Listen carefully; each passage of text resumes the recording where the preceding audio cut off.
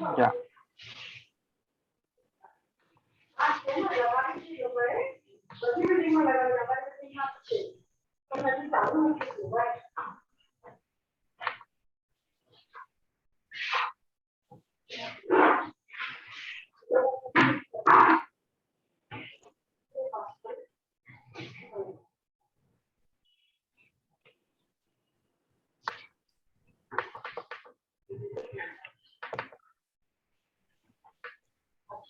If it's not coming, okay, yes. Yeah.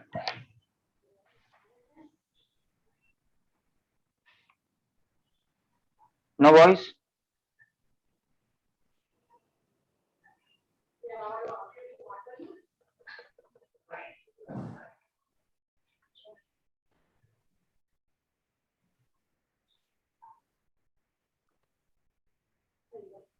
Okay, there was no voice. No, there wasn't, We but could never not hear mind. any sound. I think never mind. Okay. Doesn't matter. Enough. Yeah, let's go on. Yes. All right. So, Yeah. yes, good evening, everybody. Welcome to this edition of the book club. Another interesting book, and I'm sure another very interesting discussion for you all to participate in. Our presenter today is Suhaile Azavedo from St. College in Pune. She is a PhD student. She is working on feminism, the fourth wave of feminism in India, and she teaches literature. Now, this is the text that she has chosen today, The Crucible by Arthur Miller. So one of our participants just said that Arthur Miller was one of her favorite playwrights ever. And, every play that he's written has done well. Now, The Crucible, there's a film version also of 1996, which Suhaile will be showing us clips of. It's one of these plays which are set in the past but pertain to the present also. And Arthur Miller, of course, wrote it at a time when in the United States, McCarthy, Senator McCarthy was gunning for communists. To be communist was really a terrible thing in those days. Arthur Miller himself was investigated, he was called up for questioning, and apparently he refused to give up the names of other people who had attended meetings with him, earning the ire of the government. Anyway, so this is a play set in the 17th century, but for the playwright had a very contemporary relevance when he wrote it.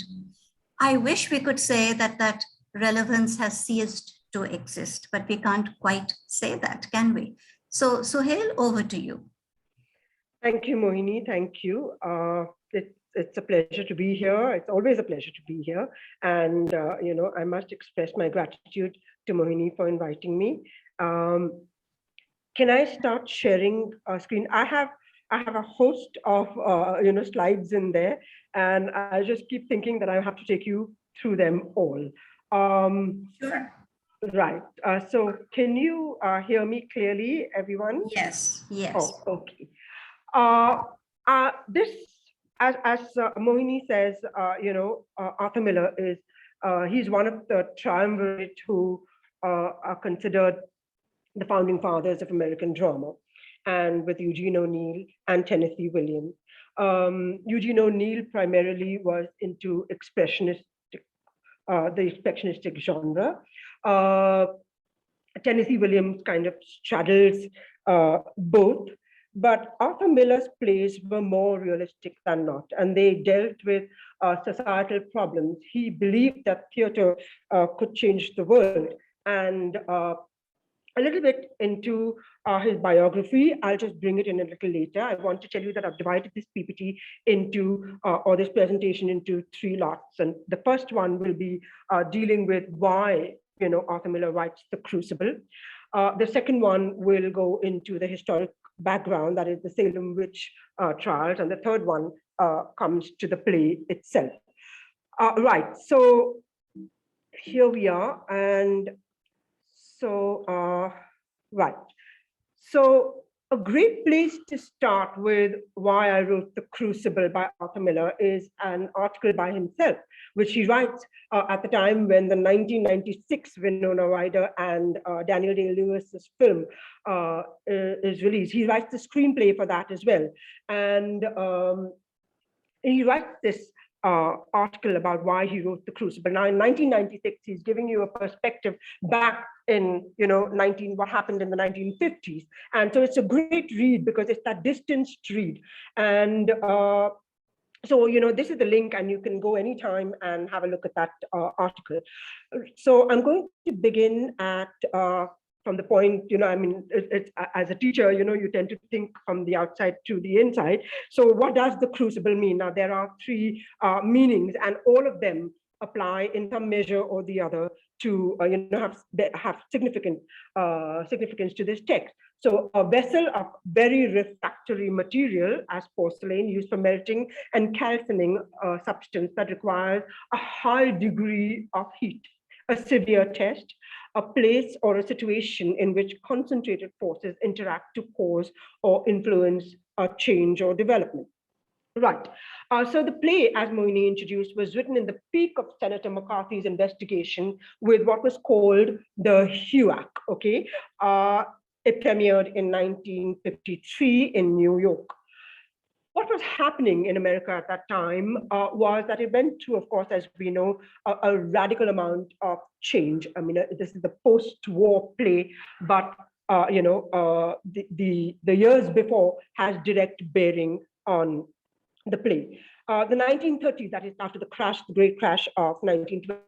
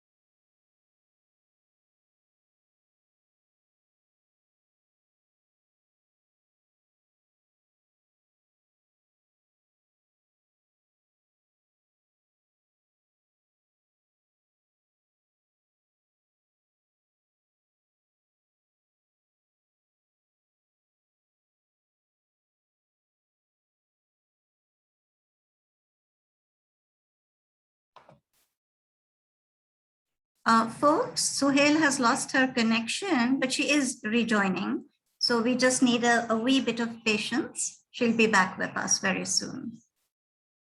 These are the vagaries of the network and all kinds of technology, I think, do require patience now and then. So we will wait patiently. I can see that Suhaile's done a very thorough job. You can see from the start of the slideshow. She's coming. I'm back. Yes, here she is. So sorry, since yesterday I told Mohini before that we've been having this disrupted, outages and connectivity failures. So please bear with me. I'll just keep coming back, as and when, as fast as I can. Don't worry about it. Yes. Right. So to come back to what I was saying, that in 1930, so you have this kind of, an altered view on communism, but then again, it never really translated into anything except that they used to have a whole host of meetings and so on. Right. But then World War II starts, okay? And in 1941, when, they begin fighting against the fascist forces, and communism then began to be seen as very un-American. And there was, of course, this natural surge, in patriotism whenever you have a kind of a threat that is the most natural thing that happens. So after 1945, when America won the war, the dynamics of, the power dynamics changed a little. America was emerging as a world power. The Soviet Union was still a very, very, strong force to contend with. It was communist, and here we have, a very, very unapologetically capitalist government, okay? And they competed. There were areas in which they competed.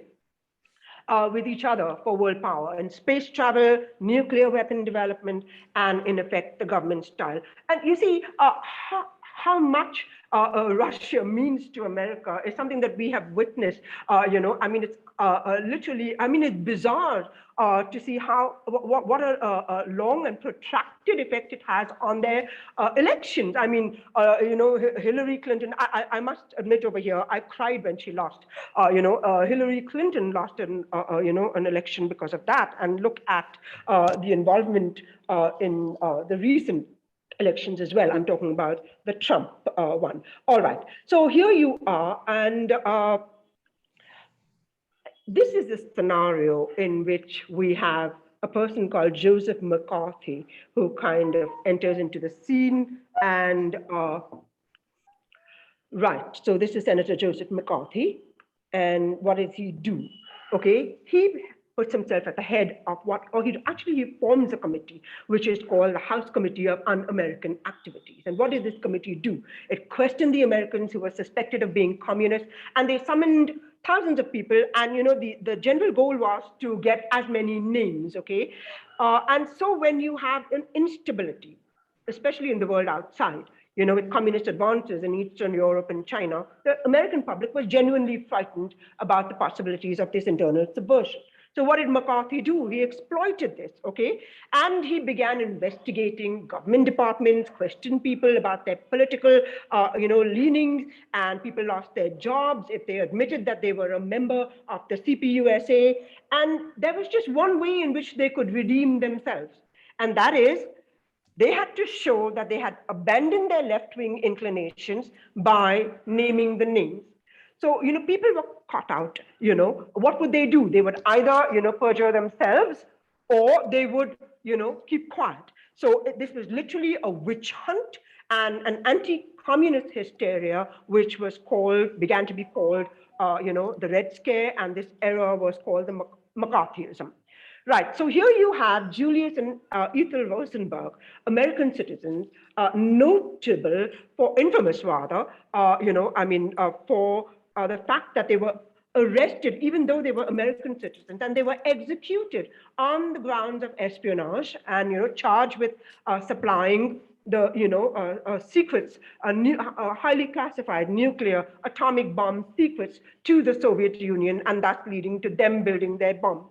My personal view is that, once Hiroshima and Nagasaki had happened, America, more than anybody else, knew, I think they were. It took them also by surprise. The long standing and the devastating effect of the bomb was something which perhaps even they were not prepared for, and it frightened them that somebody else could have access to this. And so then, communism again became the opposite of everything that America represented. So who was suspected of being a communist, apart from, the government official? It was Hollywood. Filmmakers, directors, actors, all of these people who had, socialist leanings or communist leanings were again immediately under the scanner. Again, certain politicians were targeted. As I said earlier, either you could admit to being a communist and you would, then be, what shall we say, like a witness, what's that word? Okay, they would, name names, and then they would be let off. You literally rat on someone and you are let off the hook. And the other lot would refuse to admit anything and be blacklisted. Right, so who were some of the people? So you had Walt Disney, who was on that list. You had Ronald Reagan, who was on that list. You had Martin Luther King, Arthur Miller himself, okay? So a whole host of Hollywood stars, playwrights, directors, actors for left-wing tendencies were called to testify. Now, this is a very interesting story, and why am I bringing it in here? Because this has direct bearing as to why he writes The Crucible. So when in 1949, when Miller comes to fame for Death of a Salesman, it is his partnership with Elia Kazan which kind of catapults this play into the global phenomenon that it became. The staging and right, and of course also a certain directorial kind of perhaps partnership over there. Now, when it came to naming names, his dear, very, very close friend, Elia Kazan, he snitches. He testifies for the committee, and he names, a whole lot of people, including a very famous playwright at that time. I think it was Clifford Odets. And so he was one of those who testified. There were others who didn't, okay? And they were convicted of contempt, and they had to, what shall we say, they were sent to prison for a year. So this is the Rosenbergs, as I showed you earlier, who were executed. Right, so over 300 entertainers were placed on a blacklist for possible communist views. And this is what happens to them. As we can see around us, you have this kind of a cancel culture. People stopped working with them, people threw them off their projects, people had to kind of, go underground. Again, they were writing under pseudonyms, and Arthur Miller and also Charlie Chaplin was one of those blacklisted. So to come back to the story about Elia Kazan, so Arthur Miller was really very upset, and this led to a falling out between him and Kazan. And it is at this point where he, comes to read about the Salem Witch Trials, and he drives down to Salem and he goes through all those archival records and all those historical documents, and he writes this play. This play was literally perhaps send out a message to Elia. But Kazan comes back with his what shall we say, film. And for anyone who's a Marlon Brando fan would have seen On the Waterfront, and where he writes screenplay for corrupt what shall we say, dock bosses, that is to say the Brooklyn dockyard. So this is actually the play was written as a reaction to his to his falling out and his hurt and his anger and perhaps a certain amount of despondency, because Kazan had kind of ratted out on a lot of people. Right. So once he makes this film, okay, so before he makes this film, I'll just give you a little bit about Arthur Miller. Of course, he was born in 1915 to a fairly well-to-do family. His father was into garments and women's garments per se, a successful businessman who, so they had a very privileged life, lived downtown, had a car at a time where very few people could have it, and then the great crash happened.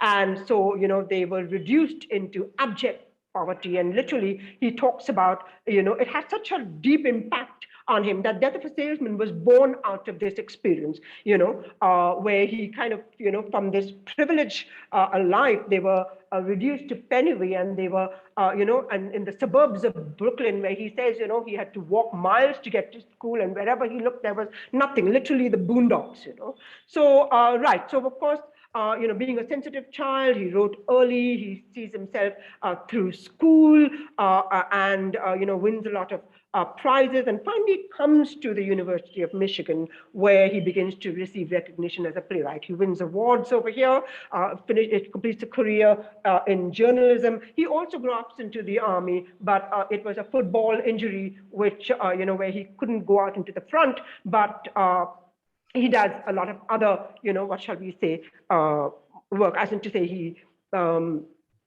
he drops into the Navy, okay? So I'm sorry about that. So to come back to what we were saying, that his plays, so these are, his first play was All My Sons. It receives the Drama Critics Award.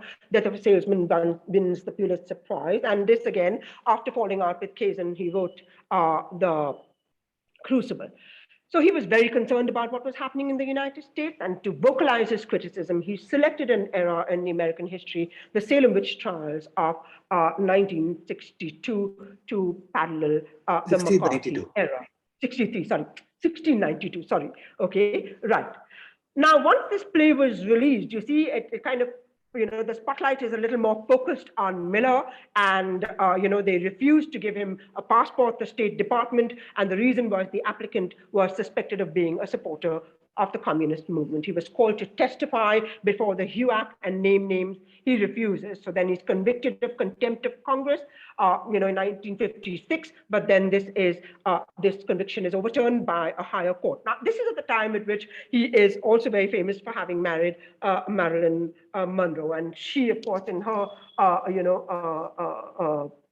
interviews, says that perhaps the happiest years were spent with him, and she divorces him, or they divorce just a year before she, what shall we say, ODs. Okay, so Miller's character again, depicts the struggle with power conflicts, personal and social responsibility, and as I said earlier, he once thought that theater could change the world.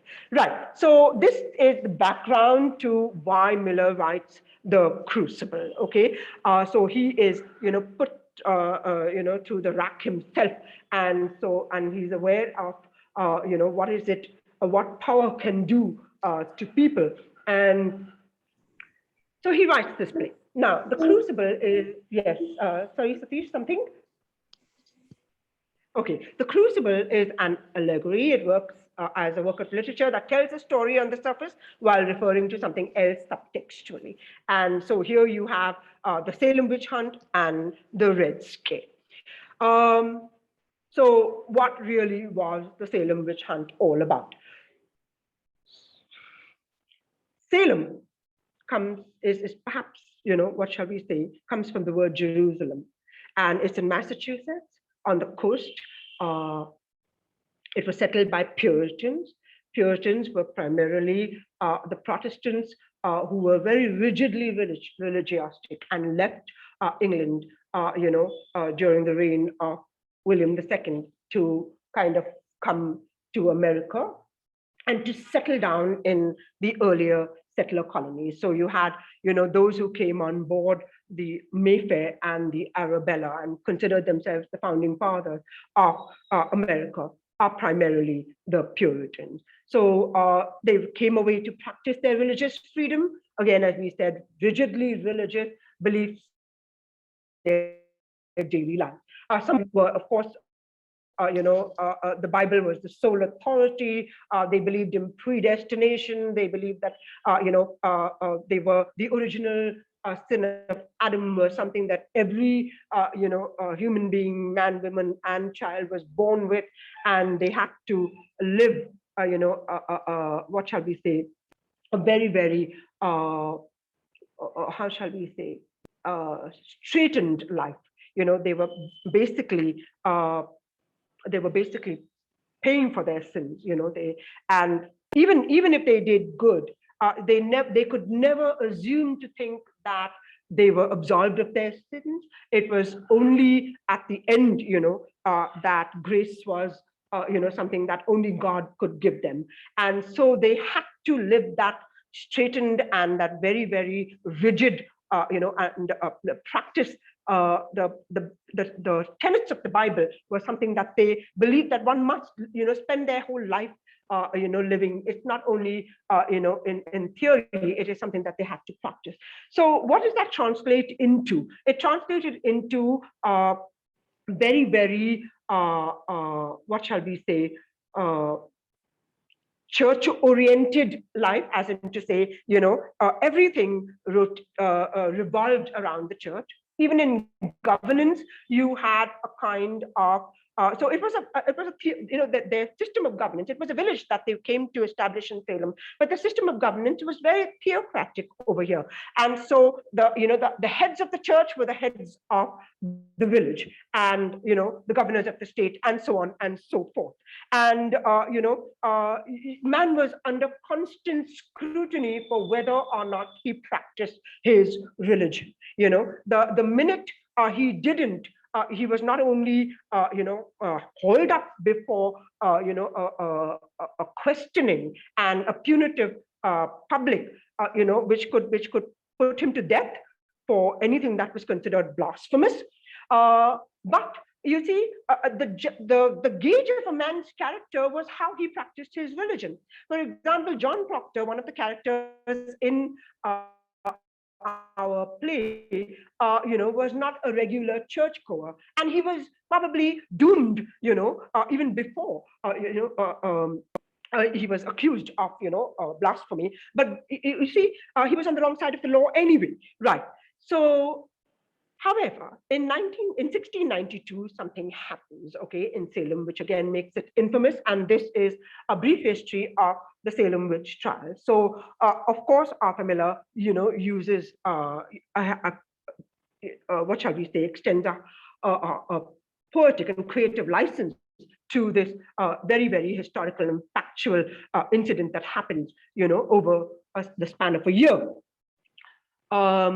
Many academics who read his text are, like Bernard Shaw, he offers a kind of a narrative to his plays. Again, some dramatists and some playwrights don't look at that as, a narrative or a secondary text giving you information about the exposition and the background and so on and so forth. But they look at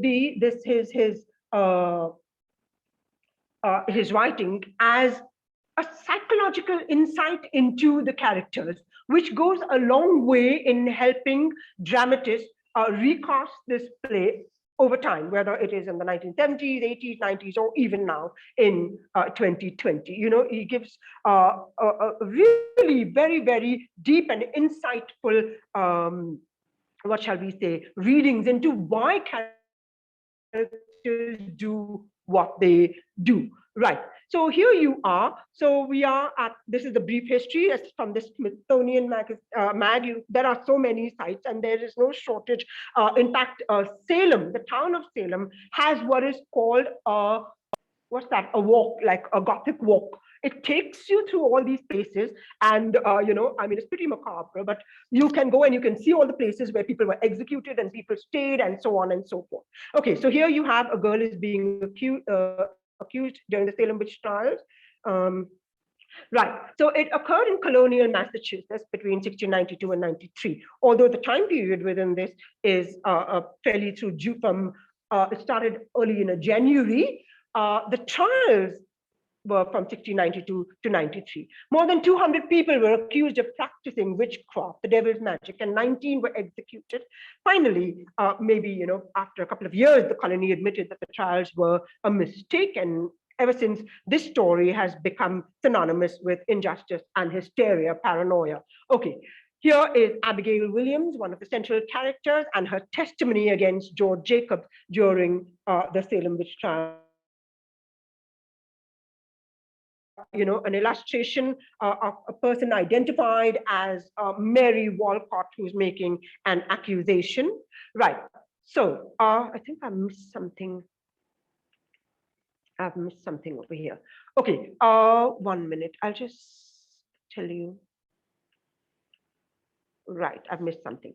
Okay. I'll tell you what it is. So there's a Reverend Paris who is the minister of the town of Salem, and his daughter, Betty, and the daughter of several other, established and renowned people in the parish fall sick. They cannot figure out why, these children are the way they are, as in to say they are unconscious for a while, and then they suddenly kind of jerk into a hysterical outburst and doing strange things and sleeping in contorted positions, and the doctor just cannot fathom why such a thing has happened. And you've got to remember one thing, as that literate as they may have been, yes, that was one thing about the Puritans. They were very, very literate because everybody had to know how to read the Bible. They did not have much faith in science and medicine. And so you have here a doctor who attributes, these symptoms to supernatural elements. And this triggers off a chain of events that, is uncontrollable and eventually leads to the death of 19 people. Okay, so with the seeds of paranoia planted, that's to say that there's some supernatural, what shall we say, black magic or occultic rites that have been practiced against these children, and that is why they are the way they are. So this this leads to this hysteria. You see, so sometimes it is again, these children also build up on this, and we shall see why. Okay, so the seeds of paranoia are planted and a stream of accusations followed. Right. So the charges against, now these are the people, Martha Corey, Sarah Good, and there is yet another homeless woman, 3 women who are accused of witchcraft, and eventually, they are arrested and they are executed. I'm just going to rush a little through. These are some of the pictures, the lithographs, across various years, the examination of a witch. Here again, she's put to trial. Right. So here again, someone who's being led to execution. So what happens over here is that this thing becomes really hysterical, but people begin to, take note of the probability that this is concocted and these are wild accusations when very respectable people begin to get accused, including Governor Phipps's own wife, okay? And so again, he dissolves the court by October 29, and, he replaces it with a court of judicature, which disallows spectral evidence. Now, what was spectral evidence? It was enough for someone to get up and say, I saw the vision of Martha Corey come to me at night and she threatened me. It was enough for you to say if you swore that on the Bible. That was it. So, then accusations flew thick and fast, and it was one person's word against another. It just didn't matter what your standing was in society. If someone had, if someone came forward and accused you even of this, spectral evidence that I saw you in my sleep, this apparition of you came to me and did this and said this, right? Eventually, this mass hysteria dies down because, the town and surrounding towns are on the verge of anarchy. When you have 200 people being accused and 19 being executed, riots are bound to break out. So they were all pardoned, all those who were in prison in 1693, but the damage was done. 19 were hanged on Gallows Hill. A 71-year-old man was pressed to death with heavy stones. My goodness, this is really, very, very disturbing, because he refuses to name names. So they just kept laying heavy stones on him in the hope that, he wouldn't be able to bear that, asphyxiation. And yet he, and I believe, he said more weight before he died. Right. And so you have, much later, the judges came forth and they publicly confessed error and guilt. In January 1697, the General Court ordered a day of fasting and soul searching for the tragedy of Salem. And in 1702, the court declared the trials unlawful. In 1711, the colony passed a bill restoring the rights and the good names of those who were accused, and £600 in restitution. And this is the memorial to those people. Right. So are we all good? Are we all good? Can I continue? Go ahead. Go Yes, ahead. Suhaile, go on, go on. Yes, okay. Right, so now we come to the play. This play has been divided into 4 acts. As I said earlier, we have a very, very long, what shall we say, secondary text, which is offered by Arthur Miller, describing the characters, describing the place, and so on and so forth. Unusual, because it isn't there in any of his other plays, not to such great length. Right, so again, so the setting, the scene opens in 1692, Salem, Massachusetts, and the action begins in the home of Reverend Paris, whose daughter Betty lies unconscious and appears very ill. Around midnight, the night before, Paris had discovered, the Reverend had discovered Betty, his niece Abigail, and Tituba, his black slave, dancing in, when I say, sorry, that is, what shall we say, a Caribbean from Barbados, okay? So dancing in the woods, causing Betty to swoon. Okay, so here we are. I'm just going to share a clip now from the 1996. Okay, right. Stop share. Just give me a minute.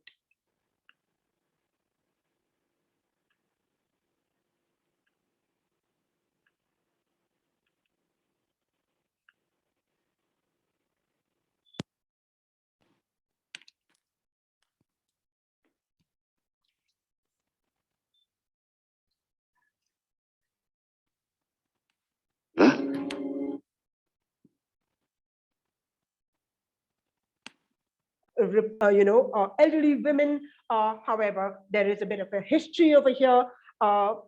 Putnam lost all or 7 of her children in childbirth, and Ruth is her only surviving child. Whereas Rebecca, on the other hand, has had a brood of healthy children who have all survived, And so, with this kind of, history, it is not surprising that Mrs. Putnam thinks that there are forces at work against her. Right. Again, Miller himself, in his introduction, talks about all those petty rivalries, all those lies, the greed and the avariciousness that makes people turn against their own neighbors. And so this is what we see. We see Putnam, John Proctor, and Giles Corey, the one who said more weight, argue with Reverend Paris about his salary. Now, again, Reverend Paris, a minister of God, but very, very, what shall we say, money-minded, was arguing with the parishioners about how much, what he was due. He wanted the deeds of the house. He wanted more money because he didn't have money to buy wood in winter. And John Proctor accuses him of wanting golden candlesticks, for the parish, right? So again, Reverend Paris is also, talks about a faction that wants to drive him out and bring in another reverend, and so on and so forth. So many tensions. Now, this argument snowballs into, an even bigger argument where Putnam, Proctor, and Corey begin to argue about property and ownership. So Putnam accuses Proctor of stealing wood from his land, where Proctor says, no, he stakes claim to it. He says, it is my land. I bought it from Francis Nurse, husband of Rebecca Nurse, 5 months ago. Putnam says that land was never his to sell. Right. At this point, we have another reverend, Reverend Hale, who comes from another town, the town of Beverly. Now, he is an ecclesiastical minister, scholastic, brings these heavy tomes with him and keeps looking at them.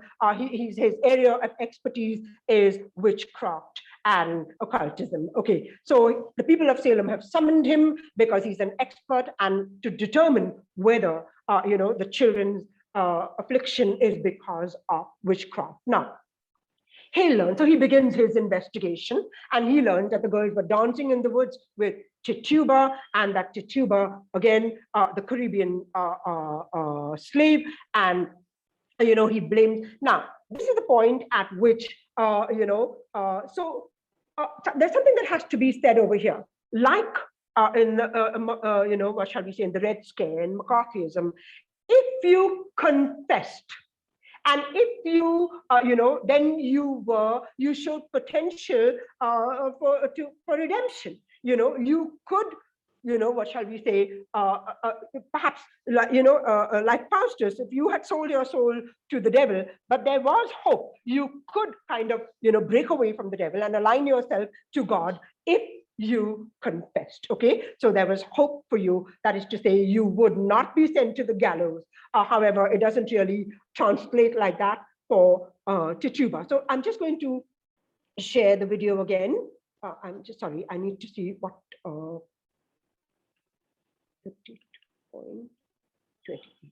Okay.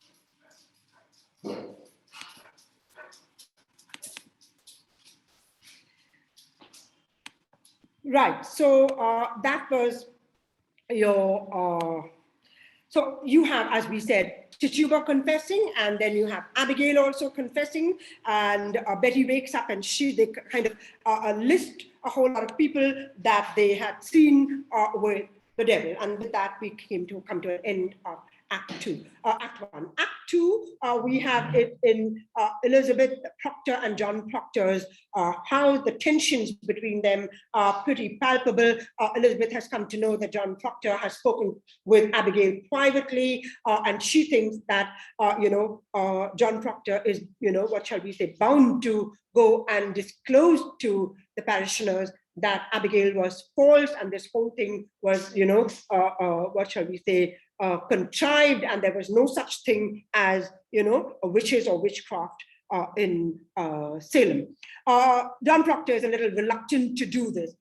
At this point, Mary Warren, that is their servant, comes home from Salem. Now, all these girls who claim to have, seen people with the devil have now become officials of the court. She comes and she gives Elizabeth a puppet, a little doll. It's a small little handmade, hand-stitched doll, which she made for her while sitting in the courtroom. And Mary Warren tells Proctor that some of the girls accuse Elizabeth of witchcraft, but the court dismissed the charge because she, Mary Warren, had defended her. So this is where we have that scene. So you have Elizabeth Proctor holding that doll. A little while later, Reverend Hale comes to Proctor's house and questions Proctor about his poor church attending. And he asked him to name the 10 commandments. And ironically, Proctor is able to name all 9, but he forgets adultery, and it is wife who prompts him, And he questions Elizabeth as well, and he finds her faith is unshakable, okay? And it is at this point that Proctor revealed that Abigail admitted to him that witchcraft charges were false. Right. Even as Hale is questioning Elizabeth and John Proctor, an arrest warrant has been issued for Elizabeth, and they come and they search the house, they find that puppet. And why do they arrest her? Because Abigail Williams, bends over in court with a terrible pain, and she says she felt a needle stab, and what shall we say, making a doll, voodoo, and stabbing her. Right. So even though Mary Warren comes forward and tells them that she was the one who made the doll, and Elizabeth had seen her stitching that doll in court, Elizabeth is still arrested. Okay, so here we have Elizabeth being taken away with Rebecca Nurse and Martha Corey to, what shall we say, on grounds of witchcraft. Okay, so they convict Martha Corey and Rebecca Nurse. And so we are in Act 3 now. And now, why do they convict Martha Corey? Because Giles Corey, her husband, he very innocently said, kind of wishes that his wife wouldn't read so much, and the fact that she read beyond the Bible was something that was very disturbing to the parishioners, and they kind of arrest her. Okay, so Martha Corey, Rebecca Nurse have been accused of witchcraft, and Giles Corey comes to the church and he tells them that, Putnam is accusing all his neighbors of witchcraft in order to gain the land. Now, he is the rich parishioner who can buy out everybody's land. And he has, so here you have old animosities and land disputes, which, are the reasons why people are being accused. Now, Judge Danforth then asks the name of the witness who gave Corey the information, but Corey refuses to cooperate, and the court arrests him. I'm just going to skip this a little bit. I know I have a timing, but because I'm already at 7:30. Right. So at this point, John Proctor comes in, and Danforth informs him that Elizabeth is pregnant. Okay. Mary Warren, Proctor brings Mary Warren, and he tells her to tell the court, that all of this is pretense, and they cannot see anything, and they know nothing, and they're just concocting these things, and falsely accusing others of witchcraft. And she does so. She reveals that all the girls are lying. Abigail denies Mary Warren's charge. However, she and the other girls claim that Mary Warren is sending out spirits against them. Okay, at this point, Proctor gets desperate, okay? And he kind of just lets it out, that Abigail was a lying whore, and that he revealed his, what shall we say, crime of lechery, his adulterous affair, and that he wanted to have Elizabeth executed because it would provide her opportunity to become his wife, okay? And after Proctor agrees that Elizabeth would never lie, the court summons Elizabeth to question her about the affair. Okay, so at this point, Elizabeth doesn't know her husband has confessed, and it's really quite a tragic scene. Just give me a minute. This is the last one that I'm going to play.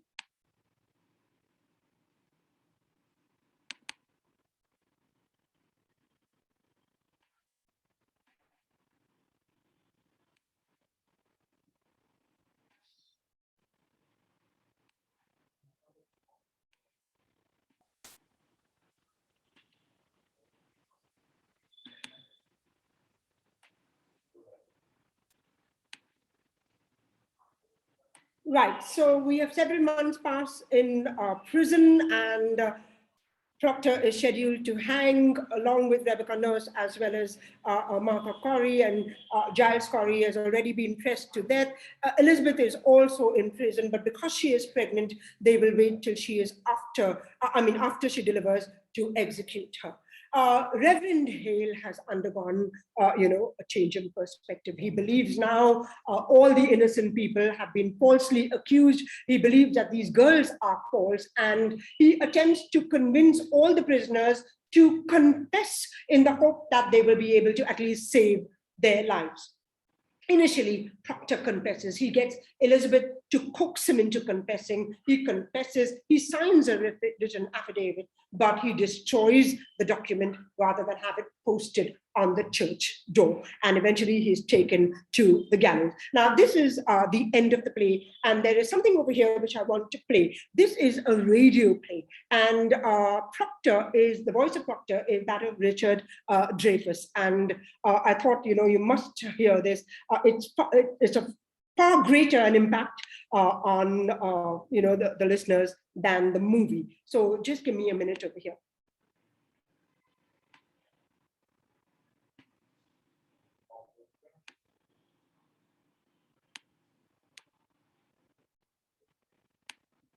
I want my life. Yes, yourself. I will have my life. God be praised, it is a providence. Confess! Why do you quiet? It is evil. Is it not, Elizabeth? It is evil. I cannot judge you, John. Then who will judge me? God in heaven, what is John Proctor? What is John Proctor? I think it is honest. I think so. I am no saint.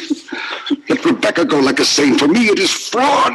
I am not your John. It cannot be. Do as you will. Would you listen? Elizabeth, would you give them such a lie? Say it. Would you ever give them this? You would not. If tongues of fire were sent to you, you would not. It is evil. Good that it is evil, and I do it. Praise the God who shall be blessed in heaven for this. Now then, let us have it. Are you ready, Mr. Cheever? I have ink, paper, and pen. Why must it be written? Why, the good instruction of the village, mister. This we shall post upon the church door. Now then, mister, will you speak slowly and directly to the point for Mr. Cheever's sake? Mr. Proctor, have you seen the devil in your life? Come, man, there is light in the sky. The town waits at the scaffold. I would give out this news. Did you see the devil? I did. And when he come to you, what were his demand? Did he do his work upon the earth? He did. And you bound yourself to his service? Rebecca Nurse, Your Excellency. Come in, woman. Ah, John. You are well, then. Let you witness this man's good example, that you may come to God yourself. Now hear it, goody nurse. Say all, Mr. Proctor. Did you bind yourself to the devil's service? Wait, John. I did. Now, woman, you surely see it profit nothing to keep this conspiracy any further. Will you confess yourself with him? John, God send his mercy on you. I say, will you confess yourself, goody nurse? Why, it's a lie. It's a lie. How may I damn myself? I cannot. Mr. Proctor, when the devil came to you, Did you see Rebecca Nurse in his company? Come, man, take courage. Did you ever see her with the devil? No. Did you ever see her sister Mary Easty with the devil? No, I did not. Did you ever see Martha Corley with the devil? No, I did not. Did you ever see anyone with the devil? I did not. Doctor, you mistake me. I am not empowered to trade your life for a lie. You have most certainly seen some person with the devil. A score of people have already testified they saw Goody Nurse with the devil. Then it is proved. Why must I say it? Why must you say it? Why, you should rejoice to say it if your soul is truly purged of any love for heaven. They think to go like saints. I like not to spoil their names. Mr. Proctor, do you think they go like saints? This woman never thought she'd done the devil's work. Look, you, sir, I think you mistake your duty here. It matters nothing what she thought. She is convicted of the unnatural murder of children, and you for sending your spirit out upon Mary Warren. Your soul alone is the issue here, mister, and you will prove its whiteness, or you cannot live in a Christian country. Will you tell me what persons conspired with you in the devil's company? Was Rebecca Nurse ever my own sins? I cannot judge another. I have no tongue for it. Excellency, it is enough. He confessed himself. Let him sign it. Let him sign it. It is a great service, sir. It is a weighty name. It will strike the village. The proctor confess. I beg you, let him sign it. The sun is up, Excellency.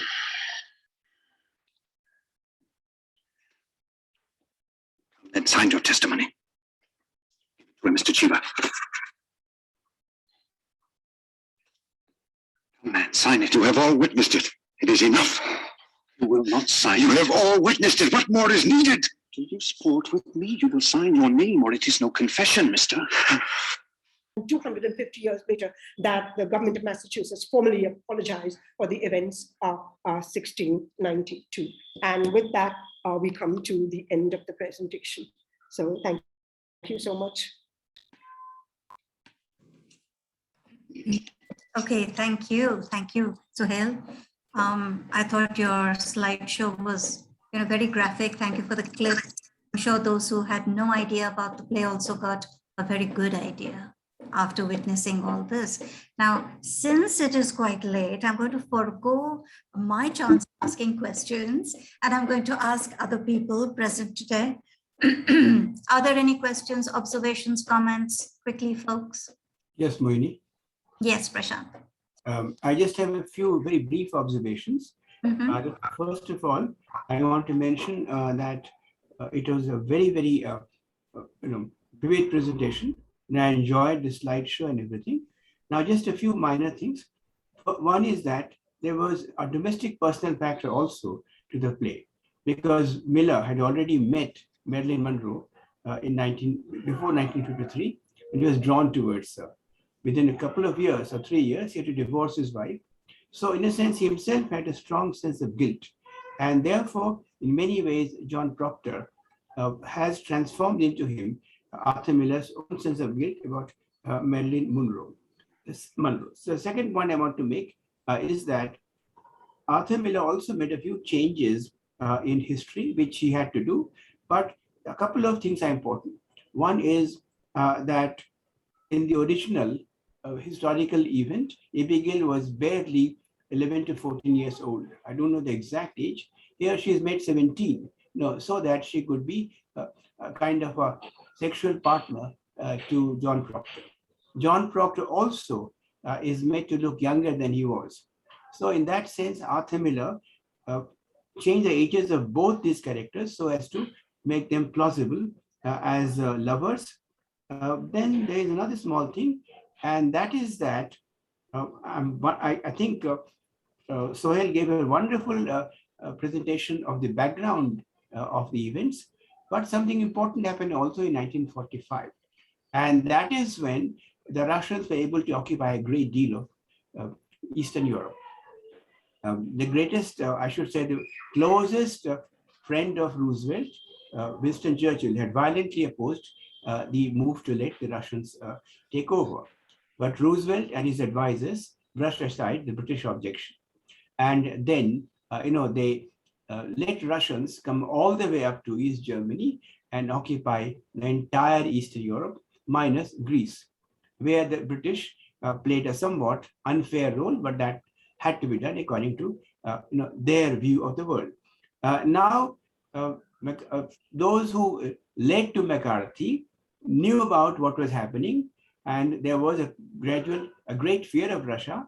Still, if FDR was dead, and he was a kind of a sacred cow, so the whole anger was turned against the State Department. That was seen as something full of communists. So I think that is one important thing that we could consider, because after all, the big Iron Curtain descended across Europe by late 40s. And I think that was a minor factor that we could consider. But I repeat, the talk was very, very interesting, and I congratulate Suhaile. But I think we should consider these factors as well. Okay. Thank you so much. Thank you, Prashant. There are Thank you, others that Prashant. Would anybody else like to make any comment? Tazeen, Latika, go ahead, Latika. Yeah, I'd make a very brief comment, nothing more than that, Satish, that I find that there is stinging irony in the fact that Arthur Miller chose witch trials and witch hunts and so on, which are basically set in the situation is theocratic.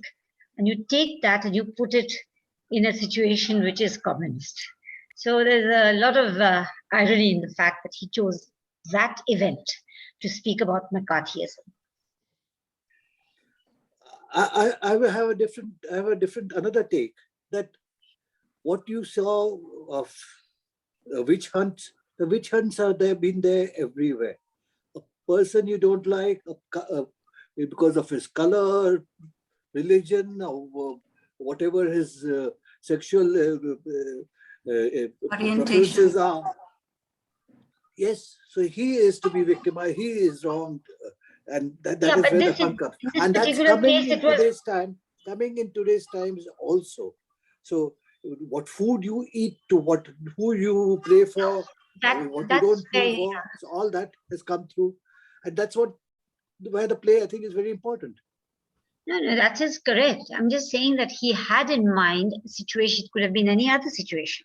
The situation he had in mind, the God and devil and so on, it was in the context of religion. And then he took that event and it created a critique of McCarthyism, which was ideological. Political arena, yes. So that's a great observation, Latika. I think perhaps by default, governments in the 17th century would have across, the world have been more theocratic than democratic or secular. And so to look for, an incident, I suppose there perhaps would have been many if he had looked. This was something closer home, and he came upon it and he used it. So again, I think if you look at it from a little distance view, it is what authority can do. Whether it is in a state controlled or whether it is a church controlled, and whether it is a combination of both. It is basically what the persecution, and we can see it even in our contemporary lives, when we look around and to see what authority can do. I think that's perhaps one of the reasons why he viewed it. I don't think Sorry? Carry on. So I don't think he really wanted to extend that binary of the devil and God to his own times. But I'm making an observation. Maybe he didn't have it in mind. I'm making an observation that is what he chose, and he applied it to a situation which was not at all in that arena. Yes. So anyone else? Would anyone else like to chime in? Ginny, what do you think?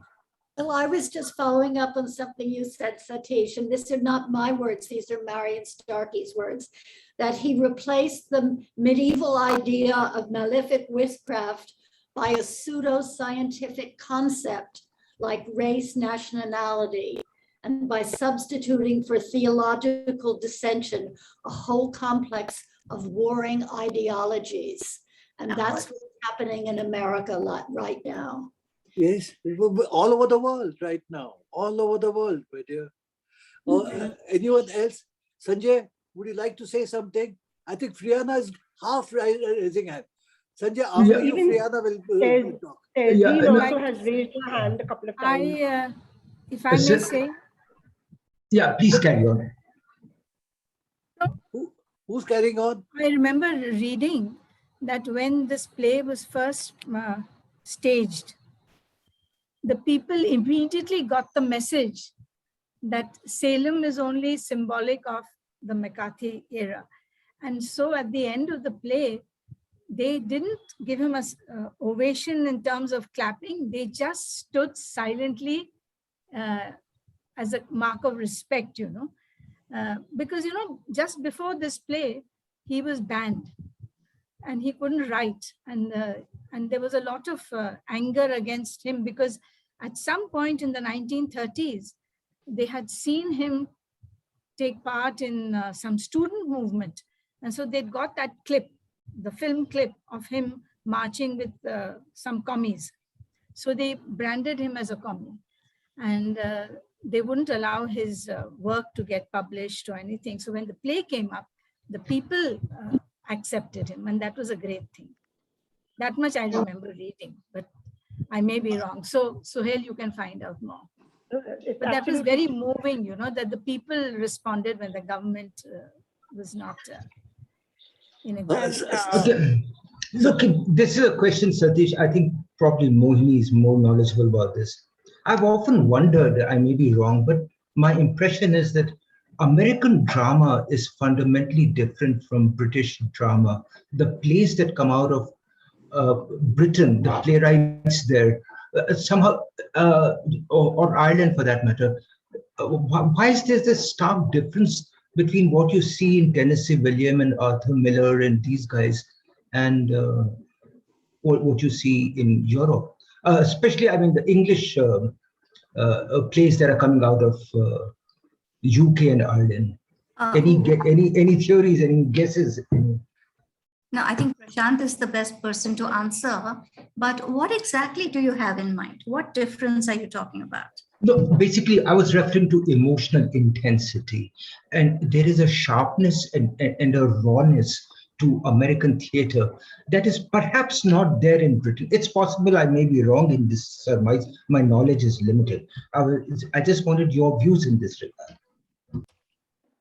Prashant, would you like to respond? Yeah, it's very difficult to respond in less than half an hour, but I just mentioned one basic, I'm sorry to say, flaw in the argument here, and that is that American drama that is presented here is barely of about 50 years of age, whereas comparable British drama would not really be relevant, since British drama was almost moribund for a long time.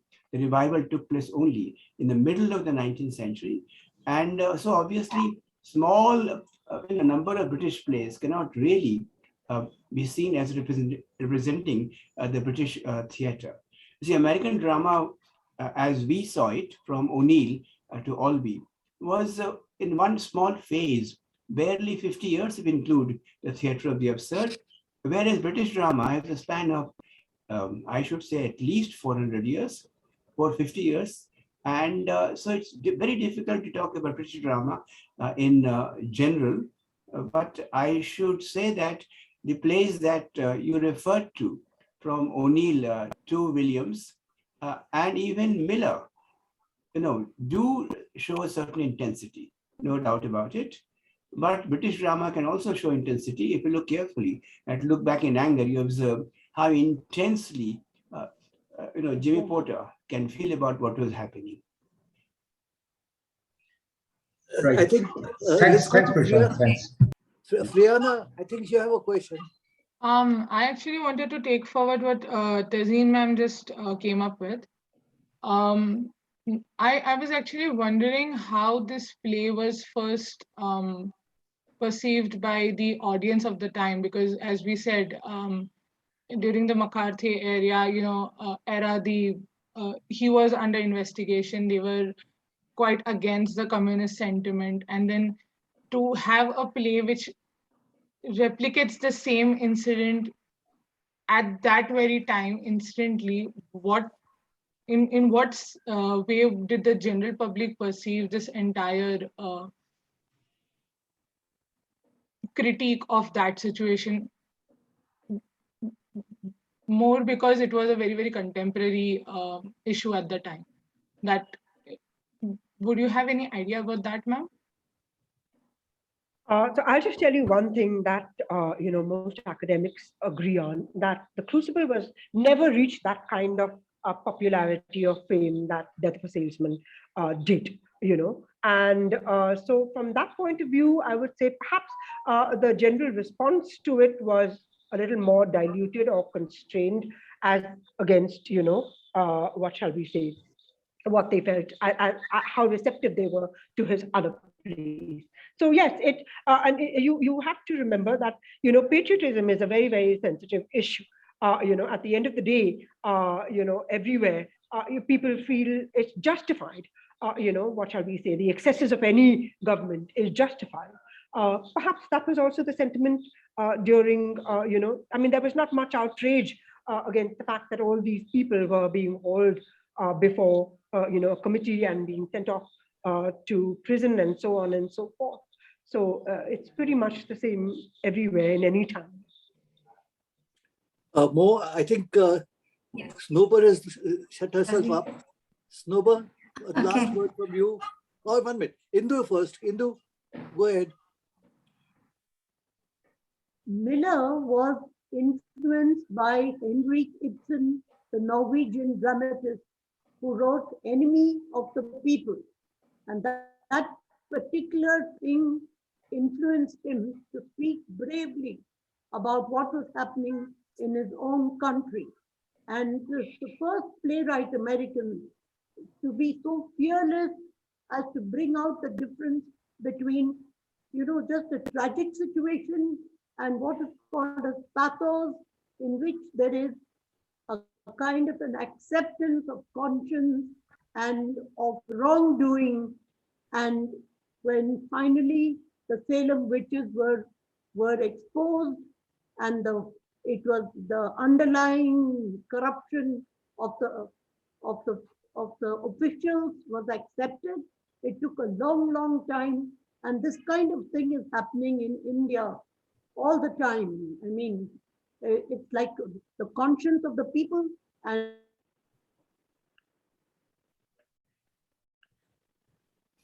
I think, Mohini, we are having a lot of problems in connectivity today. I think you take over now. Yes, I'd like to thank everyone. Indu, thank you. So sorry, that we couldn't were saying at the end, but I think we got the point. So thank you, everyone. I just want to quickly make one point different from all these, and that is that the Romantic writers taught us to believe that children were innocent. And then, of course, I think we have revised that opinion with Freud and whatnot, later on, Lord of the Flies and all that. Now that this girl, 17 years old, based was even younger, 10, I think, if I remember correctly. So children can be so malicious.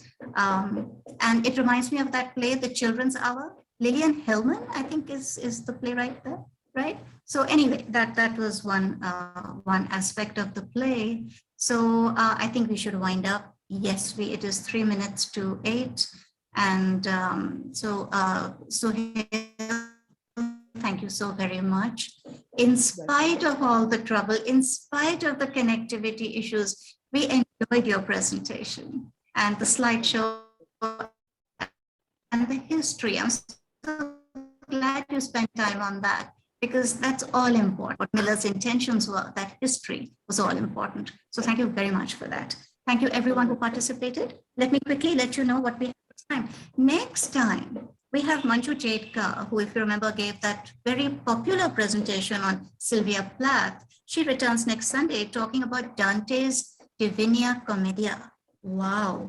Now that is something that every literature student and teacher knows a fair amount about, but maybe not a lot about. At least speaking for myself, I certainly need to know more and would like to know more. So I'm certainly going to be all agog, when she tells us about it next time.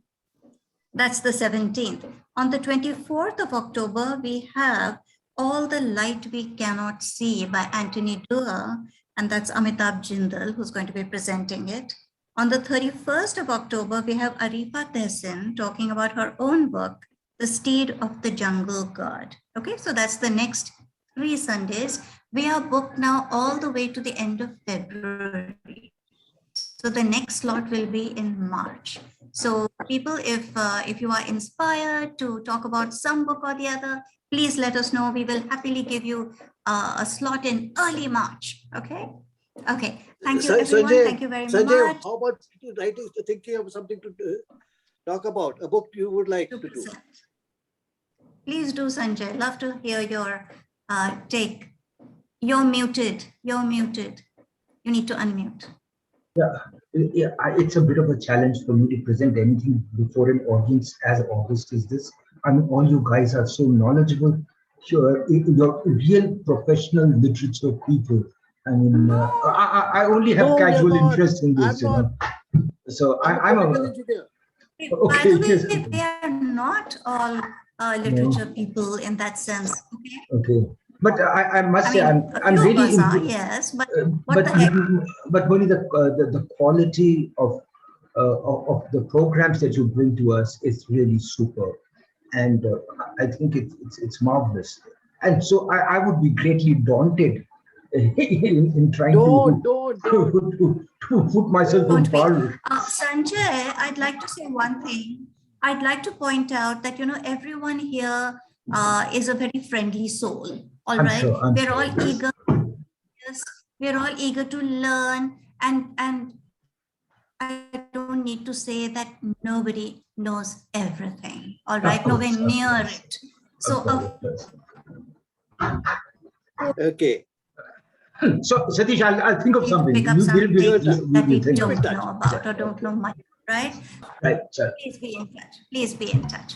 Okay. So, bye, everyone. See you next Sunday, Thank hopefully. you. Bye. Well done, Suhaile. Very nice. Enjoyed it. Thank you.